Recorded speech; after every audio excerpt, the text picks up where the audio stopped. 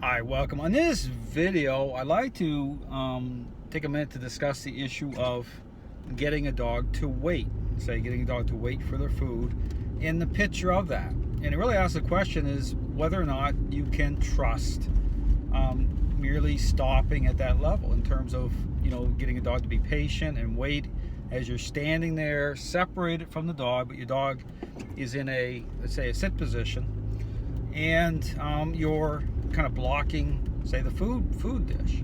Now, the thing you really want to consider and look at is the body language coming off your dog.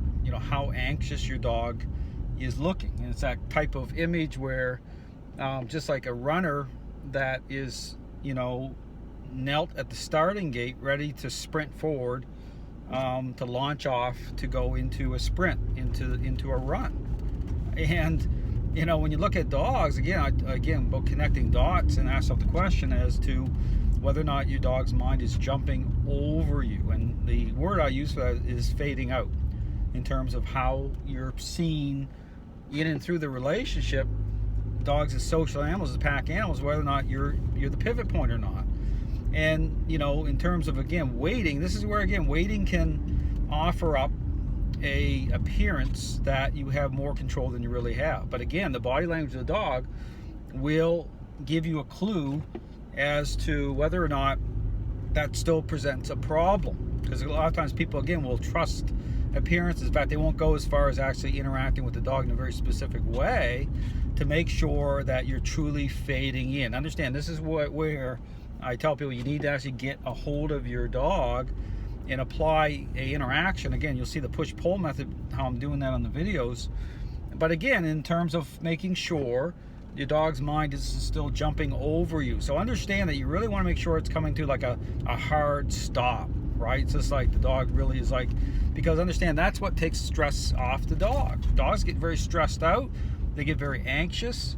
In fact, they won't eat properly. They either will eat too little because they're under an enormous amount of stress, so they become a very picky eater because they're stressed out, or they eat too much because now they're possessive and control is manifesting that way. So in order to get to a point where it's the dog is very relaxed and they're eating as a follower and stress isn't an issue, you need to make sure you're engaging properly. So if you watch my food exercises I'm doing on my videos, you'll see how I'm interacting, right, in a very specific way, very specific. So again, I really encourage people to think about it in terms of moving beyond just the issue about getting a dog to wait. But again, pay attention to the dog's body language, because that will give you a clue that you're not where you need to be in terms of how you're perceived, and you need to go further with it. You need to actually interact in a meaningful way. So again, if you're looking for answers, check out my website.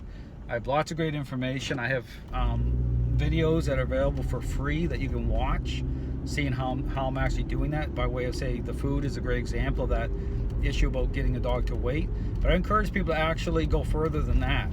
But again, when you do it, just be aware, and this is how you can tell it's a problem. Because here's the thing: when you take a hold of your dog in a very intentional way, with what's reasonable, pay attention to the reaction. If your dog goes crazy and really going into a level of conflict, well, you know that you need to do it, okay? Because it's about the agreeableness level, but what's reasonable. So that gives you context. So again, understand that the interactions provide the truth, okay, as to how you're perceived. Not just getting your dog to sit and wait, actually getting a hold of your dog. Now, I say that you do it in a reasonable way. Here's the other thing. But again, if you need to, use a muzzle. I mean, if you know you already get a relationship problem with your dog, and your dog's holding a higher level of control, and you get near that dog's food, break it down into an exercise where you're using the muzzle.